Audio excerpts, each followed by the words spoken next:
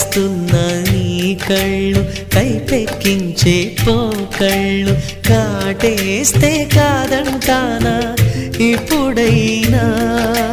వయసేమైనా సొగసేమైనా మరపించే మనసేమైనా నవ్వు నవరాత్రి నీ కోసం తీసుకువస్తున్నా మైనా ఏమైనావే మన్మథ మాసం